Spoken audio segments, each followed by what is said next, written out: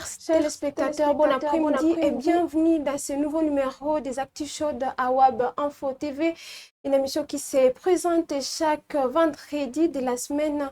Au menu, il y a la situation sécuritaire à l'est de la République démocratique du Congo avec des sorties médiatiques de certains ministres d'État. Entre autres, il y a M. Mouindo Nzangi, il y a aussi Adolphe Muzito et Patrick Mouyaya. Je ne suis pas seule sur ces plateaux, je suis avec Monsieur Gaëta Kombi. Bienvenue, monsieur. Bien, merci beaucoup, très chère Aurélie. Merci également à tous les abonnés qui nous captent par instant. Je suis encore une fois très ravi de faire partie des plateaux spéciaux des actualités chaudes. Bienvenue aussi à Monsieur Jenny Toali. Merci, Aurélie. C'est un plaisir de partager ces plateaux avec vous. Bien habillé. Merci beaucoup. Vous également. Merci. Alors, pendant cette émission, nous allons essayer de parler de cet aspect sécuritaire à l'est de la République démocratique du Congo, mais aussi nous allons chuter par la CAN Maroc 2025 où le Léopard a perdu, oui, à la 8e finale il y a pas longtemps. On va y revenir pendant ces débats. Alors, monsieur Gaëtan, quels sont vos aperçus par rapport à la sécurité de l'Est de la République démocratique du Congo? Alors, c'est une question très complexe parce que autant aujourd'hui, on a vraiment du mal à savoir où est-ce qu'on en est. Parce qu'on voit la multiplication des processus de paix. Pendant ces temps, quand même, on observe une certaine accalmie. Ce n'était pas le cas d'il y a quelques jours ou quelques semaines où les différents belligérants s'est rentrés dedans à chaque fois. Mais aujourd'hui, on se rend compte qu'il y a quand même une amélioration du point de vue sécuritaire sur les terrains. Bien sûr, il y a eu les derniers bombardements qui ont coûté la vie à plusieurs habitants. Je crois que c'était dans le Massissi ou dans le Rutshuru, ça. Mais quand même, globalement, on sent qu'il y a un semblant de respect de cessez-le-feu observé de part et d'autre, qu'il s'agisse du côté du M23 ou du côté du gouvernement congolais. Après, comme je l'ai dit, cette diversification-là, cette dispersion-là des processus de paix, à la fois, on est en train de s'attendre à ce que les accords de Washington soient respectés. On attend toujours les avancées dans les cadres voilà, du processus de Doha. Et aujourd'hui, Tshisekedi qui nous emporte maintenant dans une sorte de dialogue intercongolais sous la médiation du président angolais Joao Lourenço. Donc, si vous voulez, j'ai du mal un peu à me situer, mais quand même, j'encourage le parti belligérante à ces semblants de cessez-le-feu qui semblent quand même prendre un peu de temps. Alors ici, on revenait sur la sortie médiatique de M. Adolphe Muzito qui a parlé du Rwanda. S'il veut obtenir la guerre, eh bien, il va l'obtenir et qu'on peut s'investir sur les 5 milliards, sur les 5 prochaines années. Avec 5 milliards de dollars, on peut, n'est-ce pas, terminer la guerre de l'Est. Que pensez-vous, Jenny, de ce que M. Adolphe Muzito a dit? Alors, c'est en quelque sorte les contraires de ce que nous observons aujourd'hui sur les terrains, parce que moi, je considère cette sortie médiatique du ministre du VPM, Adolphe Muzito, comme, comment on dit, un vote en guerre. Parce que lui, quand il vous dit que oui, dans les 5 prochaines années, on peut investir, on va d'ailleurs, et c'est ce qu'il a dit, 5 milliards de dollars. Si Kagame veut la guerre, eh bien, on va donc lui faire la guerre. Donc, ça contredit un tout petit peu tout ce que nous voyons aujourd'hui sur les terrains, bien que ce qu'on voit aussi sur les terrains, ça n'a pas aussi d'explication, ça n'a pas aussi des justifications. Pourquoi? Parce que c'est vrai, on ne sait pas si on peut appeler ça cesser les faits, ou soit c'est une tactique militaire, les partis sont en train de s'organiser. La RDC ou les FARDC n'ont pas déclaré qu'elles respectent les cessez-les-feux. La FCM 23 ne l'a pas dit aussi. Mais c'est en quelque sorte une situation qui s'impose sur terrain entre les deux belligérants. Mais dans l'ensemble, vous allez constater que ça reste toujours très, très tendu parce que les deux parties ne s'accordent pas. Donc les violons ne s'accordent pas. Voilà, les parties ne s'accordent pas. À tout moment, ça peut Justement, à Kinshasa, il y a des attaques médiatiques. Ici, donc, on est partout là où on peut, que ce soit en Europe, que ce soit même à Goma, ceux-là qui nous suivent à Goma peuvent aussi le témoigner. Il y a toujours des activités qui sont organisées par la FCM 23 et ils ne ratent pas cette occasion pour critiquer les pouvoirs de Kinshasa. Voilà, donc sur le plan médiatique, la guerre continue. C'est vrai, sur le plan militaire, c'est là où on assiste, on est en train d'observer une accalmie, mais une accalmie qui n'est pas aussi justifiée. Et c'est dit au fait, les États-Unis ont demandé à ce qu'on passe, on respecte plutôt les accords de Washington, ou soit il y a autre chose qui se prépare. Voilà donc, mais il y a quand même un statu quo, comme Gaëtan l'a dit, il y a un statu quo, que ce soit sur le plan diplomatique ou comme sur le plan militaire. Peut-être qu'ils étaient en train de fêter les fins d'année aussi. Peut-être, Je ne sais pas. mais pendant les moments bombardement à Massissi. Et jusque-là, chaque parti rejette à l'autre cette responsabilité. Donc, on n'arrive pas à comprendre qu'est-ce qui se passe. La FCM23 qui peut organiser des activités, peut-être on pourra en parler. Donc, dans l'ensemble, c'est très compliqué. Mais ben, peut-être ça aussi, parce que les moments des fêtes, justement, on n'a pas senti des combats aussi intenses sur la ligne des fronts. Exactement, justement, pour, c'est si là vous où me M. permettez, Gaëta a commencé avec le bombardement de Massissi. Oui. En tout cas, on ne sait pas pourquoi. C'est maintenant ou actuellement que M. Adolphe Mouzito pourrait donner cet argument de financer. De financer pour les 5 prochaines années. Voilà, en tout Bon. cas, je me demande pourquoi maintenant. Est-ce qu'il n'y a pas quelque chose en Ouais. coulisses qui se prépare? Voilà. Sûrement, mais parce que Moi, je pense que si j'essaie un peu de rentrer dans l'esprit des propos de Mouzito, je pense que c'est lié à l'investissement qu'une nation doit faire dans la guerre. Une nation comme la nôtre, comme la République démocratique du Congo, qui est de manière récurrente dans la guerre, qui est agressée de partout. On voit de provinces qui sont investies par les puissances étrangères, par les pays voisins. Et donc, peut-être qu'il a réfléchi à long terme en disant qu'il doit y avoir un certain moyen à investir dans l'appareil sécuritaire. Et là, je fais allusion notamment à la formation de l'armée. Parce que c'est anormal qu'un État comme la RDC, qui a autant de potentiel, qui attire la convoitise de beaucoup de pays, c'est anormal qu'il n'y ait pas d'armée républicaine. Voilà pourquoi moi je pense, si j'essaie un peu de rentrer dans l'esprit d'Adolphe Mouzito, je ne sais pas du tout si c'est à quoi aussi lui penser. Je pense que cet investissement, c'est un investissement à mettre dans la formation de l'armée, dans l'achat de matériel de guerre de pointe, afin que la RDC puisse être prête au moment où elle sera agressée à réagir. Alors, la en tout cas, question moi, persiste. par rapport toujours à cette question, Bon, peut-être, ça peut être vrai ou pas, mais quand même, Mouzito, parce qu'il faut aussi circonscrire justement, parce que c'est dans quel moment, les contextes, voilà, dans lesquels il a tenu ses propos. C'est vrai, la RDC, oui, l'agression, tout ce que nous pouvons développer autour de ça, mais c'est ça aussi la réalité. Qu'est-ce qui s'est fait? Aujourd'hui, Mouzito répond à la question directe par rapport à Kagame. Lui, il dit, si Kagame ne veut pas la paix, ben, on va lui faire la guerre. Et il ajoute en disant, on va investir 5 milliards de dollars d'ici dans les 5 prochaines années. Donc, chaque année, 1 milliard, 1 milliard, 1 milliard pour avoir justement une armée républicaine. Là, c'est dans le long terme.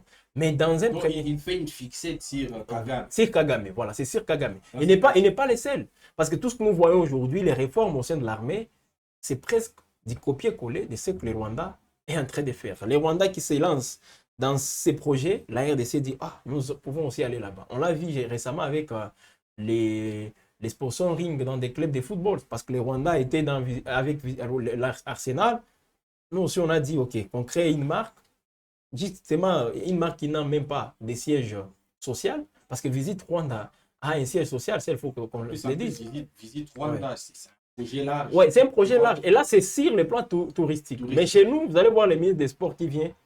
Il va à Barcelone, il va à Monaco. Vous allez voir le ministre du Tourisme qui va à AC Milan. Donc, il n'y a pas même une coordination aussi claire dans tout ce qu'on est en train de faire. Donc, on ne fait que copier. Bon, c'est bien de copier ce qui est bon, mais quand on copie ça, il faut tenir compte aussi des réalités en République démocratique du Congo. Le Rwanda peut avoir son armée, mais la RDC, tenant compte de sa superficie, tenant compte de ses défis, tenant compte aussi de cette démographie, on ne peut pas juste se limiter, disons, au niveau du Rwanda, il faut aller au-delà. Donc, dans l'ensemble, moi, je comprends Mouzito ce qu'il a dit, parce que dans le gouvernement actuel, si vous n'attaquez pas le Rwanda, si vous ne vous lancez pas dans des discours beaucoup plus bellicistes, ben, vous n'aurez pas de considération dans ces gouvernements et même dans la classe politique proche du pouvoir. Alors, ma question persiste toujours. Pourquoi maintenant? Ils ont entendu qu'il y ait des massacres avec la prise de Goma, maintenant il y a Bukavu, il y a Uvira. Alors, pourquoi maintenant? Alors, et c'est toujours des discours. Ne soyez pas surpris parce qu'on peut nous déclarer 1 milliard de dollars, mais dans les faits, vous allez constater que ça n'a rien de cette somme-là. Parce que si moi j'insiste toujours sur ces points, en 2025, il y a un rapport, et les mêmes Mouzito est à la base de toutes ces dénonciations, entre janvier 2025 et juin 2025, la RDC a dépensé plus de 950 millions de dollars juste pour les secteurs de la défense. Vous voyez? Donc, si on prend les 6 derniers mois de l'année, de juin jusqu'en décembre, donc on peut aller au niveau presque dans les milliards. Donc, on est déjà dans ces chiffres-là. Mais est-ce que vous constatez sur terrain les résultats de cette somme-là? Donc, on peut bien bon annoncer, on peut bien bon tenir des discours, mais dans les faits, vous constatez qu'on n'a pas... c'est différent les réalités que nous voyons avec les FARDC. Est-ce que les forces congolaises sont dans des conditions acceptables? Parce que ça passe par là. La loi sur la programmation militaire, où en est-on avec cette loi? Donc, déjà, c'est toujours des discours populistes souvent pour se faire aimer par l'entourage du président Félix Tshisekedi. Il faut tenir des discours pareils, il faut attaquer le Rwanda. Malheureusement, on emporte même les peuples. Et il y a une opinion qui adhère à ces discours-là. Malheureusement. Justement, Aurélie, permettez-moi d'abonder dans le sens des Jenny parce qu'il a dit quelque chose d'assez intéressant. Et d'ailleurs, Ça rejoint votre question. Pourquoi maintenant? C'est maintenant qu'il faut faire plaisir au chef.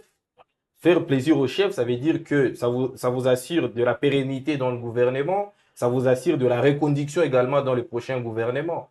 Pourquoi? Parce qu'aujourd'hui, on en a maintenant l'habitude que les ministres organisent des conférences de presse, quasiment sans l'aval du ministre de la Communication ou de la chef du gouvernement qui dirait ce n'est jamais là, je ne sais pas où est-ce qu'elle est, c'est pas sa part dans la gestion de ces gouvernements-là. Donc, ils organisent ces différentes conférences de presse-là pour justement débiter de choses allant dans le sens de condamner le Rwanda ou Kabila. Parce qu'aujourd'hui, si vous êtes dans le gouvernement et que vous ne condamnez pas, vous n'insultez pas Kabila et vous ne condamnez pas le Rwanda, eh bien, il y aura des gens qui commenceront à dire ce monsieur n'est pas avec nous. C'est de la même manière, c'est de cette même manière qu'ils se sont débarrassés des Kamere. Parce qu'ils commençaient à dire mais Kamere n'a jamais condamné le Rwanda ouvertement. C'est quoi sa position? Est-il avec nous? C'est quelqu'un qui est en train de jouer les doubles jeux. Donc aujourd'hui, c'est dans ce sens-là. Et pour répondre à votre question, pourquoi maintenant? Eh bien, c'est maintenant qu'il faut faire plaisir au chef. Comme Mouzito ne l'avait pas encore fait, il fallait qu'il les fasse et d'autres suivront. C'est ça. Ou soit parce qu'à Kinshasa, quelques institutions sont en train d'évoquer, ou disons d'entrevoir un remaniement gouvernemental. Et vous-même, vous le savez, quand on t'a vers un remaniement, les ministres se mobilisent, se dépêchent pour demander des espaces sur des chaînes de radio et de télévision. Et le seul sujet qu'il faut aborder dans ces contextes, c'est la guerre. Condamner les Rwandais. Insulter justement tout cela qu'on peut dire avec les Rwandais. Ouais, même Lambert Mende, vous l'avez. Donc, tous ces ministres, ce n'est pas un fait anodin. Nzangi qui vient pour tenir des propos sur la guerre. Et pourtant, il a un secteur de l'agriculture qui est vaste. Et on a beaucoup. On l'attend justement sur ces terrains-là. Mais il n'est pas là. Mouzito aussi, les budgets, il fallait qu'ils nous disent où est-ce qu'on en est avec l'exécution du budget pour l'exercice 2025. On a terminé, on est déjà dans l'exercice 2026. Où est-ce qu'on en est avec la mobilisation des recettes? Mais il ne répond pas. La paix des agents, des fonctionnaires de l'État, il y a jusque-là des fonctionnaires qui ne sont pas encore payés. Ça, je vous l'ai dit. Dans certains services. Et au lieu de répondre aux questions fondamentales, tout le monde s'oriente à la guerre. Malheureusement. Voilà, mesdames et messieurs, nous sommes en train de décortiquer toutes les sorties médiatiques qui se sont tenues pendant cette semaine et qui ont pris en tout cas de l'ampleur ou de la place pendant cette semaine.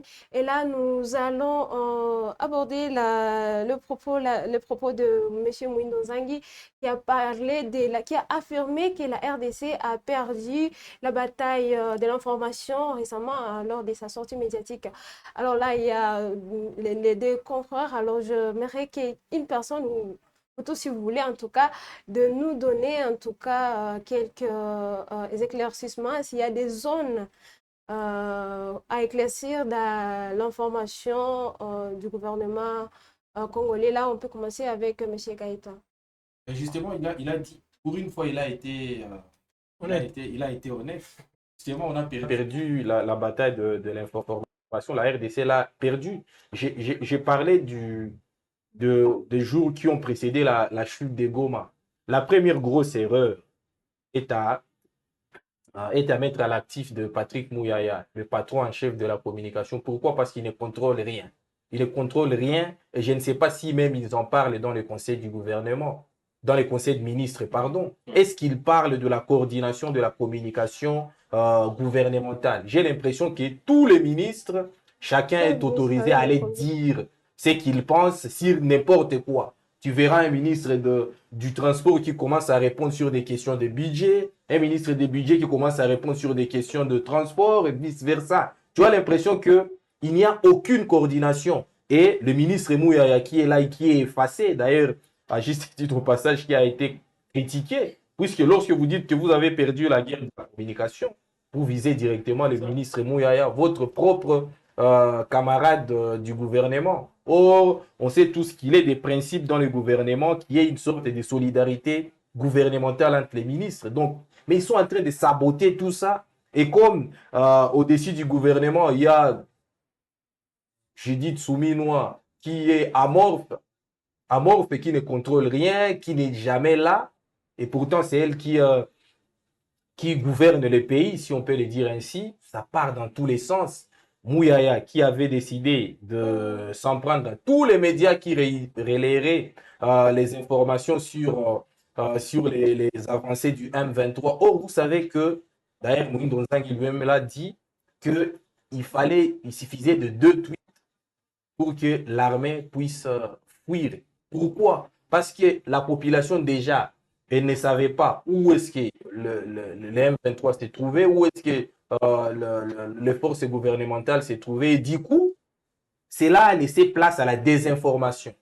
La force de la désinformation dans la guerre, c'est qu'elle crée la psychose, elle crée la panique, personne ne sait ce qui se passe et tout le monde cède à la première panique créée par une désinformation. Donc moi, j'ai l'impression qu'eux-mêmes savent ce qu'ils ont fait, eux-mêmes savent qu'ils ont plombé complètement les pays, eux-mêmes savent qu'ils ont mal géré la guerre, mais ils ne veulent pas l'avouer. Heureusement qu'il y a des ministres qui parlent beaucoup comme Zangui, qui sont caractérisés par un franc-parler pour, n'est-ce pas, les dire. Mais pour une fois, il a été honnête. Oui, le gouvernement congolais a vraiment très mal géré la communication en période de guerre.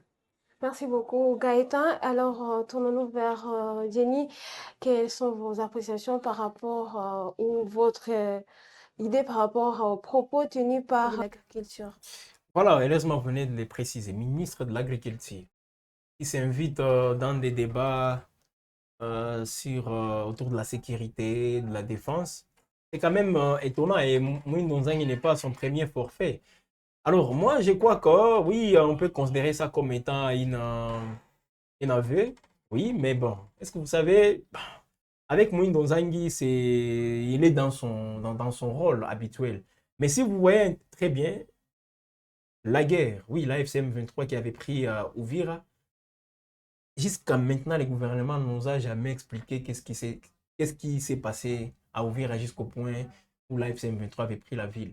Le président Félix Tshisekedi lui-même, il communique aussi trop. Tout le monde communique. Lui, qu'est-ce qu'il avait dit? C'était une stratégie, un repli stratégique. Donc, on a fait un repli stratégique pour éviter à ce qu'il y ait des conséquences aussi néfastes. Donc, des morts, un bain de sang, justement, pour éviter ça. On s'est retiré. Pour mieux s'organiser. Le président Félix Tshisekedi lui-même l'avait dit. Et voilà. Une réponse vigoureuse. Voilà. Pour préparer justement une riposte vigoureuse.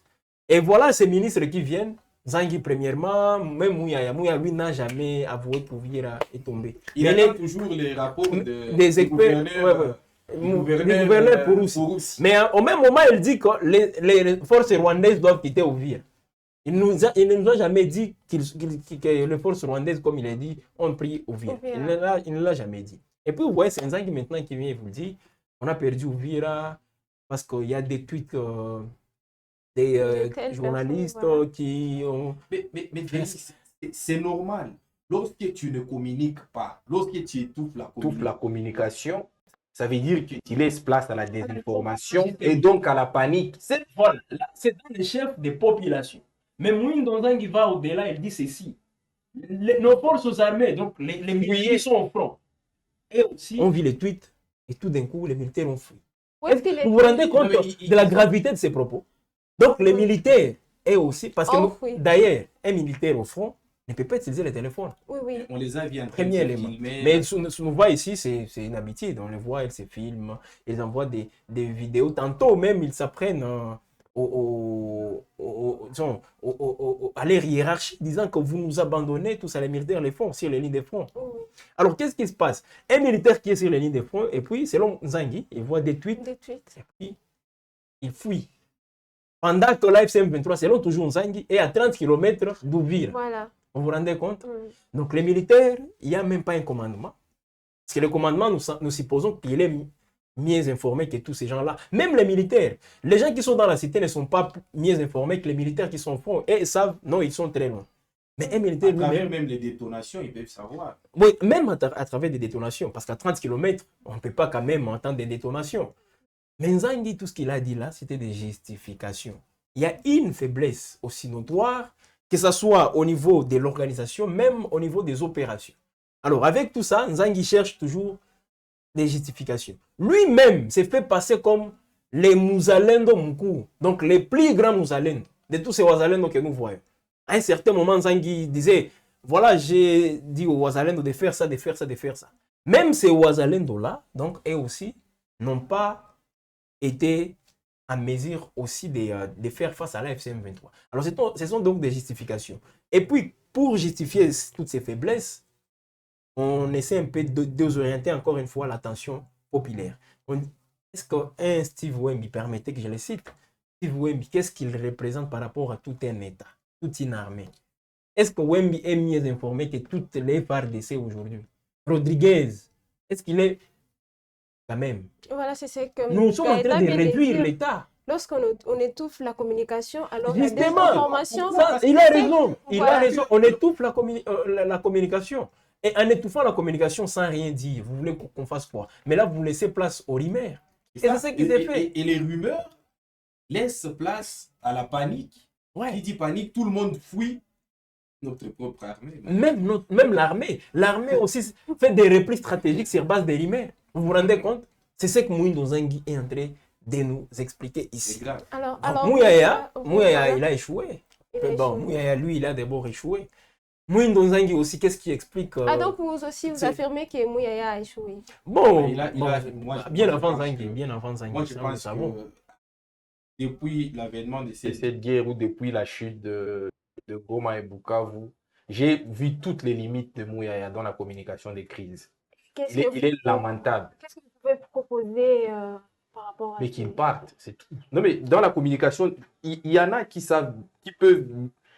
Communiquer ne veut pas dire bien parler français, bien répondre aux journalistes. Communiquer, c'est aussi savoir gérer la communication globalement. C'est pas gérer la presse.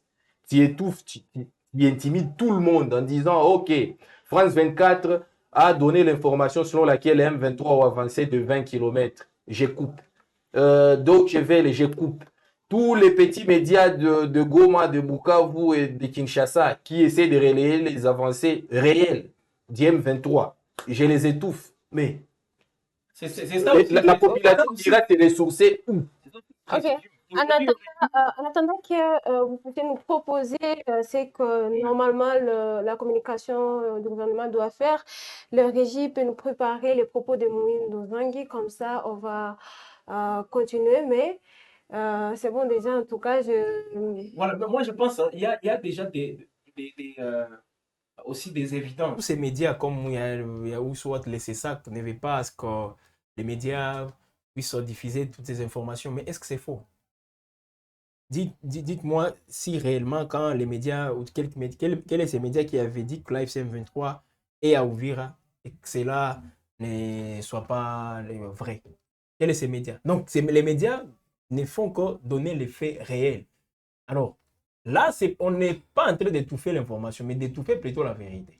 C'est ce qui se passe aujourd'hui, parce que souvent, la vérité ne raconte pas justement la volonté ou soit ce que le gouvernement est en train de faire. On est en train d'étouffer l'un des droits les plus fondamentaux. Justement. Les droits à l'information. Alors, on peut étouffer les droits à la communication, c'est un droit. C'est un droit, certes, de première génération, mais qui est un petit peu relatif. Mais les droits à l'information, c'est un droit fondamental auquel on ne peut pas déroger. J'ai le droit de savoir où se trouve Tshisekedi maintenant, puisque c'est quelqu'un qui a mon mandat. J'ai les droits, j'en ai les droits. Ce n'est pas un ministre qui doit venir dire non, il ne faut plus que tu aies accès à cette information-là. C'est grave, c'est terrible. En tout cas, sur cette question, moi, je ne pense pas. Savoir où est Tshisekedi maintenant, actuellement, bon, je ne sais pas si... Oui, mais il a mon mandat. Il a mon mandat. Il a mon mandat. Il y a des informations qui peuvent exposer une certaine personnalité. Savoir là où il peut être à Kinshasa, mais on n'est pas censé savoir le droit exact. J'ai au moins le droit de poser cette question. Le droit de savoir où est-ce qu'il se trouve. Il a mon mandat. Il a mon mandat. J'ai le droit de savoir où est-ce qu'il se trouve. Bon, si la régie est prête, il peut nous balancer le propos de M. Moïno Vangui. Utilise aussi la désinformation. Alors maintenant, au niveau c'est l'arme de l'information. C'est l'arme politique pour laquelle, effectivement, c'est la bataille que nous avons perdue. La bataille de l'information. En fait, quelle est leur stratégie? Ils ont pris des Congolais, des jeunes ou des vieux que nous connaissons, qui ont une notoriété dans la communication à la République démocratique du Congo. Déjà comme Steve Wemby, hein? C'est quand même quelqu'un que vous connaissez, les jeunes comme les Rodriguez Kachouva, ainsi de suite. Mais je vous montre des images ici, pour que vous voyez comment leur compte fonctionne. Quels sont les comptes de tous ces jeunes-là qu'ils ont recrutés parmi les influenceurs congolais? Ah, ils ont recruté aussi. Ils ont recruté parmi les Congolais. Vous allez voir, par exemple, les images que je vous montre là, les comptes Twitter. Ils sont hébergés au Rwanda. Ah bon? Regardez Steve Wemby. J'ai mis son image là-bas. Si. Son compte Twitter est hébergé au Rwanda. Et tous les autres jeunes, les Rodriguez Kachouva et tous les autres, vous pouvez voir les images. Alors, qu'est-ce qu'ils font? Les informations qu'ils relayent, la propagande qu'ils relayent, elle est conçue par un bureau stratégique de communication qui est basé au Rwanda. Donc, tous ces gens-là. Tous ces gens-là. Un bureau stratégique de formation qui est basé au Rwanda. Et donc, lorsqu'il faut des tweets, il y a des instruments de communication, des propagations à grande vitesse qui sont installés pour que les tweets atteignent le maximum de Congolais au même moment. Et si vous voyez par exemple la récurrence de leurs tweets, lorsqu'il y a un événement, je prends l'exemple de la prise de Uvira. Ils ont annoncé la prise de Uvira, mais les M23 étaient encore à Luvungi. Ils ont tellement fait des tweets que tout le monde a cru que Uvira était déjà tombé. C'était de la manipulation d'une manière anticipée. Et même les FARDC ont quitté la ville de Uvira Koyek, ils ont déjà tombé alors que l'ennemi était encore à 30 km. Ici, dernièrement, ils ont fait des tweets communiqués puisqu'ils voulaient attaquer les Grano. Et donc, il y a une délégation congolaise qui a été conduite en Ouganda pour parler avec le président Museveni. Aussitôt qu'ils ont compris que nous sortions de là, ils ont fait des tweets systématiques pour dire que le président Museveni vient de déclarer qu'une partie de l'Ituri et du Nord Kivu appartenait à l'Ouganda. C'est une fausse information. Est-ce que vous comprenez? Tout ça pour créer les doutes dans les esprits des Congolais, les amener à détester de l'autre côté, pour que, en fait, opposer la République démocratique du Congo à l'Ouganda. C'est une machine d'intox et de propagande. Malheureusement, maintenant ce que je vais dire, malheureusement, nous tous, nous sommes tombés dans le piège. On a commencé à dire. C'est-à-dire que lorsque vous prenez les tweets de Rodriguez Kachouva, lorsque vous prenez les tweets de Steve Wemby, et que vous les retweetez ou vous les mettez vous-même dans un groupe WhatsApp, vous participez à la propagande rwandaise. Et c'est là que le message que je donne aux jeunes Congolais. Les gens là, comme vous les connaissez, vous avez vu les tweets, vous avez vu que je vous ai démontré qu'ils sont tous hébergés au Rwanda, où c'est le Rwanda qui conçoit les messages qu'ils doivent relayer pour faire la guerre de formation. Il faut qu'attaquer les Congolais partout où vous vous retrouvez. Lorsque vous voyez les tweets, même les tweets qui sont bons, puisqu'il faut le bon et le mauvais, faites tout pour les bloquer. Faites tout pour ne pas participer à la propagation de leurs fausses informations. Toutes les informations qu'ils mettent à votre disposition, c'est de la manipulation. Toutes les informations liées à la sécurité. Même Ou si la guerre de l'Est. en fait, il faut aussi la diversion. Car justement, relayer aussi des bonnes informations du gouvernement. Mais il faut absolument que les gens le sachent que ces gens, les informations sont Donc il faut pour se faire crédibiliser dans l'opinion. Et ils sont connus. C'est comme ça que j'ai affiché les trucs pour que les gens ne tombent pas dans la désinformation. Puisque c'est là où vraiment ils ont réussi à nous mettre mal à l'aise en prenant des Congolais qui ont une certaine petite notoriété, à les payer, en reprenant leurs comptes pour que ces comptes deviennent des comptes de propagande de l'ennemi. Ce sont les propos du ministre de l'Agriculture, M. Moïse Nzangi. Et là, nous allons un peu aller sur le propos de Patrick Moyaya où il a demandé de faire confiance, il a demandé à la population congolaise de faire confiance à l'homme qu'ils ont massivement élu et son gouvernement pour lutter contre la désinformation. Il a demandé à la population de toujours vérifier les faits avant de partager parce qu'il y a des individus X, Y qui sont sur des médias, en tout cas pour seulement les comptes des agresseurs et non pas pour le bien de l'Est ou de la RDC en général. Après, on va aller sur le sujet très important, mais qui m'a personnellement choqué, c'est la CAN, là où on a été éliminé. En tout cas, c'était un peu compliqué de les recevoir, en tout cas pour moi. Je ne sais pas comment vous l'avez reçu, monsieur Gaëtan. Avec beaucoup de tristesse. Avec beaucoup de tristesse. D'ailleurs, la production sportive vous aviez vu la manière dont les tons empreints de tristesse et de mélancolie avec laquelle je l'avais présenté. Donc, oui, perdre de cette manière-là, c'est vraiment très choquant, surtout quand vous avez déjà résisté pendant près de 120 minutes. Pour les joueurs, j'ai énormément de peine pour eux. Ils se sont battus de la première minute à la 119e minute, puis ils perdent de cette manière-là. Franchement, je me suis mis à leur place et j'ai fondu en larmes. C'est très compliqué pour tout ce qu'ils ont fait pendant le match, les efforts, la multiplication des coups. Certains sont sortis du terrain complètement claqués avec des crampes, mais au finish, vous récoltez une telle défaite. En tout cas, ça m'a fait également mal. Je comprends également votre déception, très chère Aurélie. Pour être franche, pour être franc pour vous, est-ce que ce jour-là, vous avez mangé en tout cas? Bon, j'ai déjà pris la prédisposition de manger bien avant. Et donc, j'avais déjà mangé bien avant. Mais après, je vous assure que j'ai pas fermé les yeux de la nuit. C'était vraiment terrible. Ça rappelle également d'autres catastrophes qu'on a connues dans les sports. L'élimination face à la Tunisie en 2017. Quoi d'autre? Il y a eu vraiment des déceptions. L'élimination en demi-finale face à la Côte d'Ivoire en 2023. Vraiment, c'est un continuum de déceptions au point que j'ai l'impression qu'on en est déjà vacciné. Ah, Ok, Jenny. j'ai répondu, hein, Voilà. avec Cette réflexion du vaccin, ouais, pas moi. Bon, je pense qu'aussi on est déjà vacciné, ça il faut quand même le dire.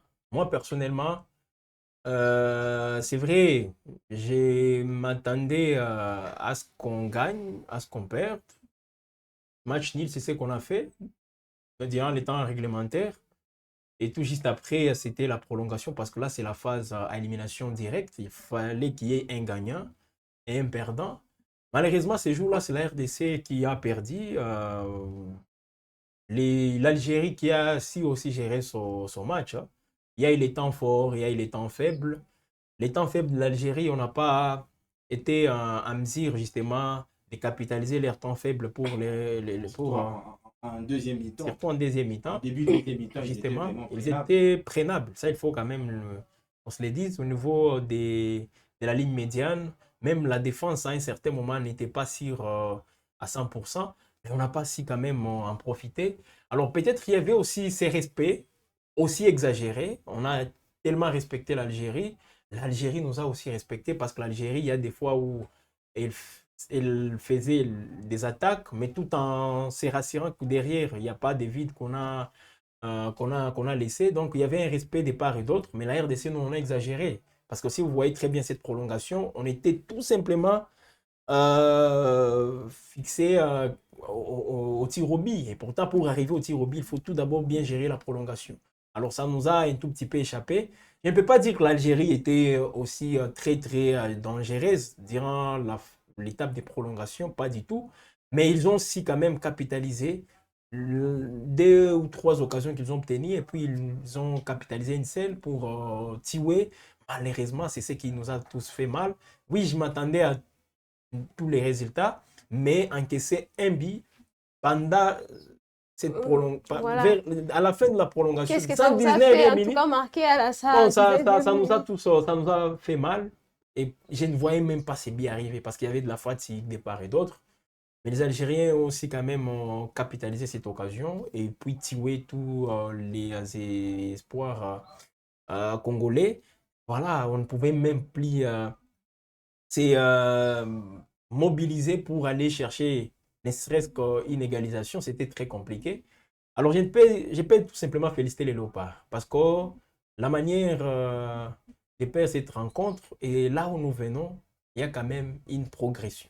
Il y a une progression. Je crois qu'on a de quoi se réjouir aujourd'hui et c'est à quoi on peut se focaliser pour faire mieux dans les prochaines échéances. Justement, il y a une progression. Il y a une Qui est progression. nette, Il y a d'ailleurs. une nette progression. Depuis progression. 2025, Ouais, toute l'année 2025, la RDC n'a perdu qu'une seule fois. Justement. C'était face au Sénégal. ouais. En Même, 14 matchs. même les gens disent que la CAN en 2023 en Côte d'Ivoire, la RDC était arrivée jusqu'en demi-finale et terminé 4e du tournoi. Mais cette fois-ci, on est éliminé à l'étape des 8e de finale. Les gens disent qu'il n'y a pas de progression. Mais moi, je pense qu'il y a de progression. Il faut voir la manière avec laquelle la RDC avait perdu contre la Côte d'Ivoire. Un but qu'on a pris, je ne sais pas venu d'où. Dans le jeu, on s'est créé quelques occasions. Oui, la Côte d'Ivoire était chez elle. Cette pression aussi du 12e homme.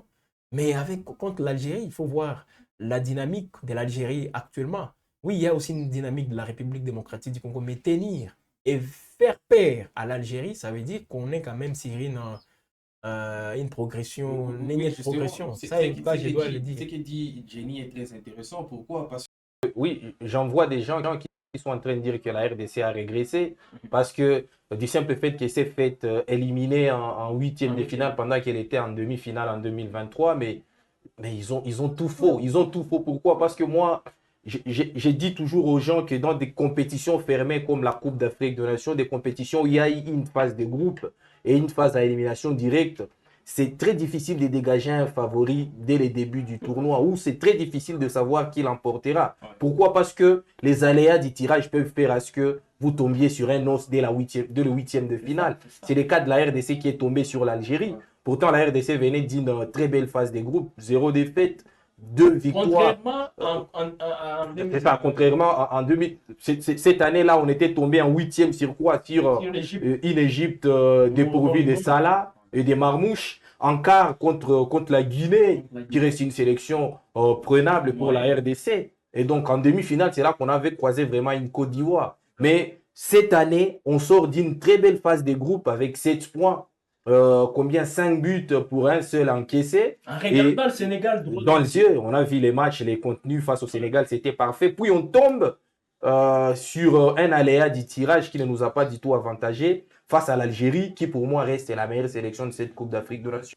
Donc moi, je pense que ceux qui pensent qu'on a régressé ou qu'on n'a pas fait une bonne compétition, et ceux qui pensent que finalement, comme la RDC avait comme objectif d'atteindre au moins les demi-finales, et là, raté sa canne, moi je pense qu'ils ont tout faux. C'est ça. Voilà, merci de revenir sur le parcours. En tout cas, c'est tellement Un intéressant. parcours qu'il faut saluer. Voilà, en tout cas, nous saluons.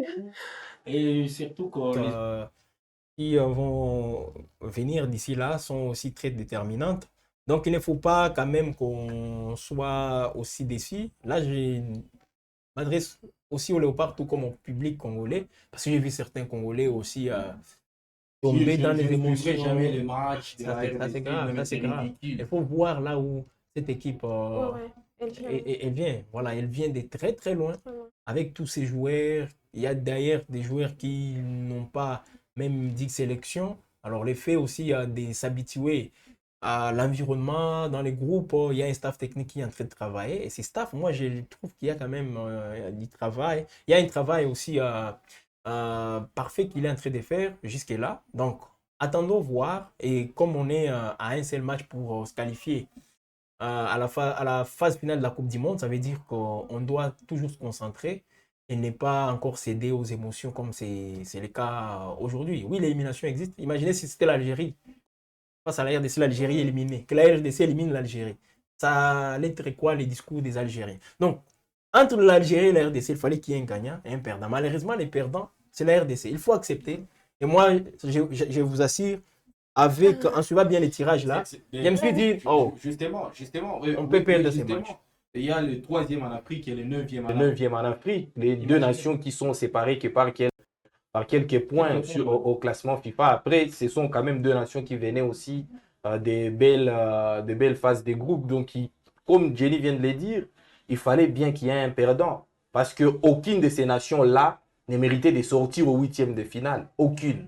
Mais malheureusement, les aléas du tirage ont fait que ces deux nations-là puissent se rencontrer à 8e de finale. Et malheureusement, pour nous, la médaille est tombée du mauvais côté, comme elle était tombée du bon côté lors des barrages continentaux face au Cameroun. Il y a aussi, je ne peux pas quand même rater ce Je l'ai dit. Il y a aussi un autre aspect. C'est vrai, en restant dans l'aspect sportif, tout ce qu'on a vu, les aspects techniques avec les matchs, tout ça, ok. Mais il y a aussi un autre aspect. L'Algérie, pour moi, méritait de se qualifier que la RDC. En termes d'organisation, notre sport, où est-ce qu'on en est aujourd'hui par rapport à l'Algérie?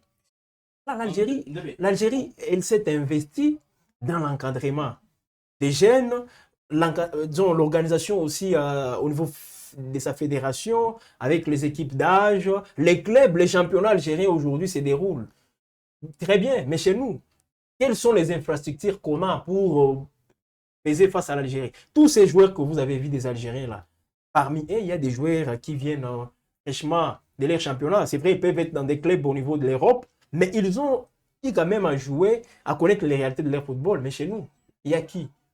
Aujourd'hui, je ne suis pas contre ces binationaux, mais il faudra à ce qu'on puisse aussi songer à ça. Nous donnons des millions à Barcelone, nous donnons des millions, je ne sais pas à qui. L'organisation, hier, nous sommes revenus sur cette question, mais l'Algérie, est-ce qu'elle a fait toutes ses dépenses comme nous, on l'a fait?